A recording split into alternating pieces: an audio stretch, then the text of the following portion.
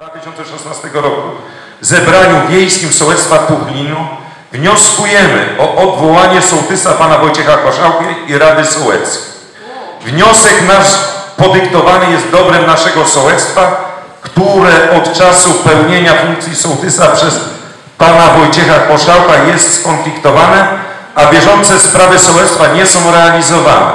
Dalsze pełnienie funkcji przez sołtysa i Radę Sołecką w obecnym składzie nie daje nadziei na poprawę istniejącej sytuacji. Podpisało 52 osoby własnoręcznie.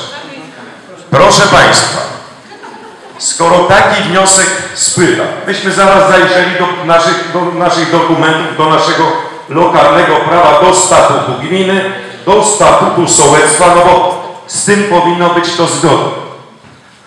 I proszę Państwa, skoro jest dzisiaj zebranie sołeckie i tak samo jak zebranie sołeckie, jedynie to jest, ma możliwość wyboru sołtysa Rady Sołeckiej, tak w drugą stronę podobać. I skoro wpływa taki wniosek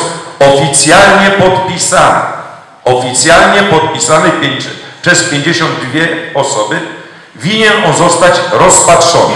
Bo przepisy traktują, teraz już poproszę mojego zastępcę, ale pan pozwoli, ale jeszcze nie skończyłem, to jest tak ważna sprawa. Proszę pana, i teraz, skoro jest zebranie sołeckie, jest odczytany taki wniosek, powinno się ustosunkować do tego, co tu jest zawarte. I teraz, żeby ludzi nie ciągać, po raz kolejny z takim samym zapytaniem, można by było to wykorzystać i zadałbym takie pytanie.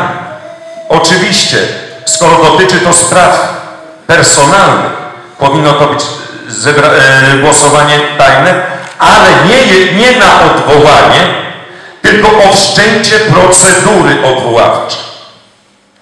I takie pytanie powinno być zadane na kartce, powinna być zebrana komisja skrutacyjna, ludzie tajnie głosują i wtedy dopiero wiemy, czy jest, ale pan pozwoli, jeszcze nie dokończyłem, bo to są ważne informacje.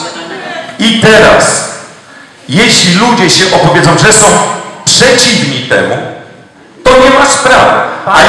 Ale pan pozwoli. A jeśli opowiedzą się za, to wtedy jest dopiero wszczynana procedura, bo tak stanowi przepis. Czy pan składa wniosek formalny o odwołanie sołtysa? Jest wniosek mieszkańców, który winien być rozpatrzony na zebraniu. Jest wniosek mieszkańców.